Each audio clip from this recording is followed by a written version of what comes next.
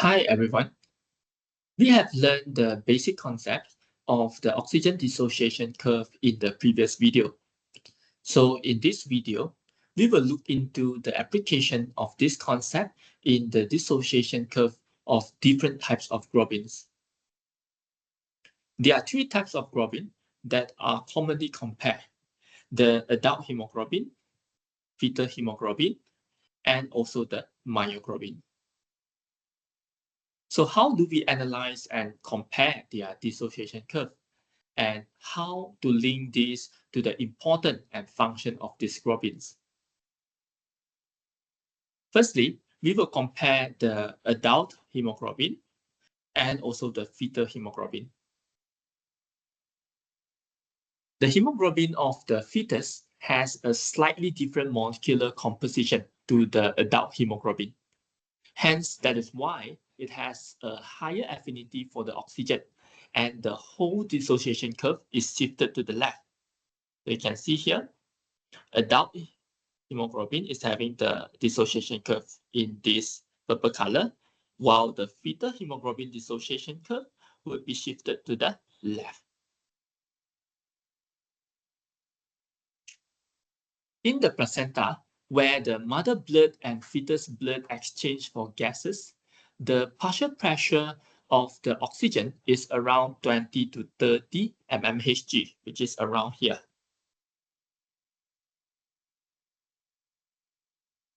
So as you can see in the curve,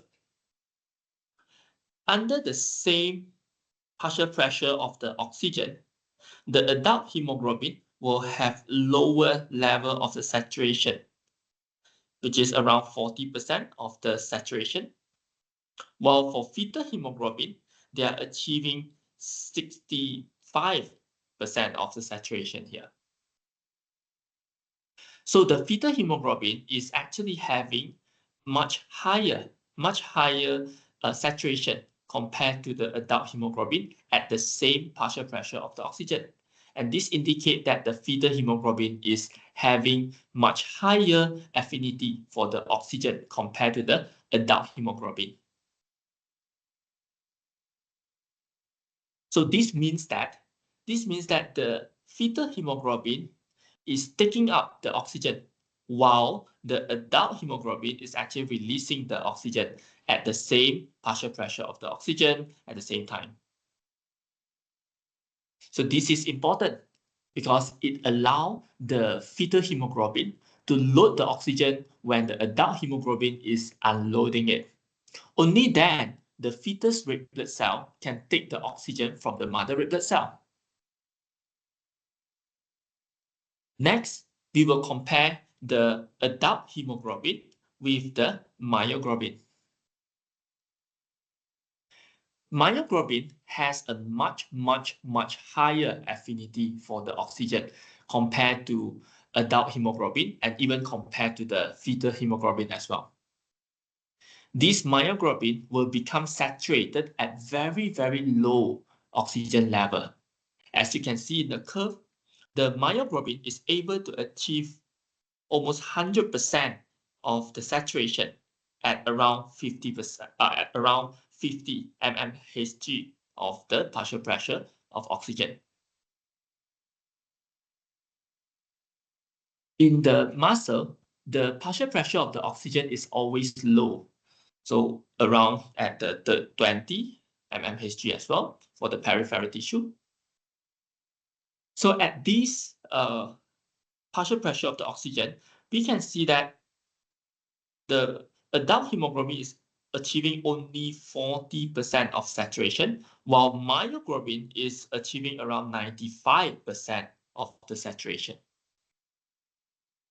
This means that the myoglobin can always take up the oxygen from the adult hemoglobin, because the myoglobin is keep on loading the oxygen even though at this low partial pressure of oxygen, while adult hemoglobin is releasing the oxygen.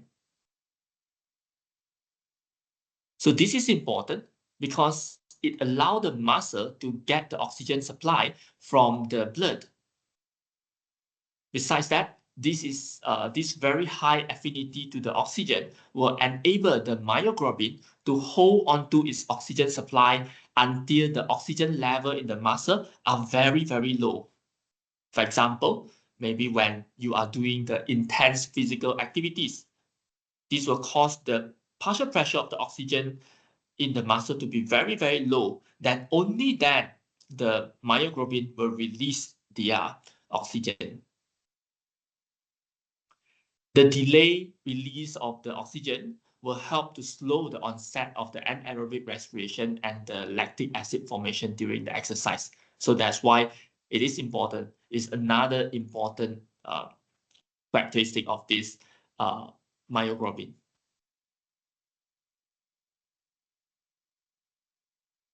One more application would be those individuals who are adapted to high altitudes. These individuals will produce higher level of the BPG, which is actually 2,3-biphosphogyserate.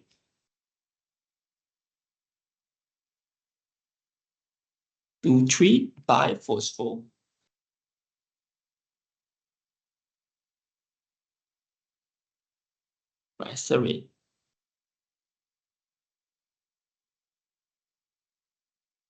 These individuals, they will produce high level of the BPG in their blood once they are adapted to the high altitude.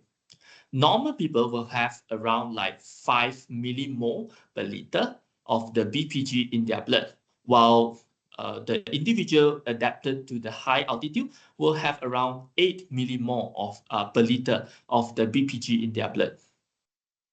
This BPG will decrease the hemoglobin affinity for the oxygen. So it will shift the entire oxygen dissociation curve to the right side, as shown in the curve here, the black color curve here. So actually, it is giving the same effect as decreased pH. So at high altitude, where the partial pressure of the oxygen is low, the saturation percentage is lower in those individuals adapted to the high altitude. You can see this in the curve here, for example, where the PO2 is low. Compared to the adult hemoglobin, the saturation of those hemoglobin in the individual that adapted to high altitude or with increased BPG in the blood will achieve lower percentage. Lower percentage in the saturation will mean that the hemoglobin of this individual will be able to release more oxygen, compared to those normal people. So this will mean that more oxygen can be released and supplied to the peripheral tissue compared to the normal people. And this would be very important because it allows the hemoglobin to act as an effective oxygen carrier in the body at the high altitude.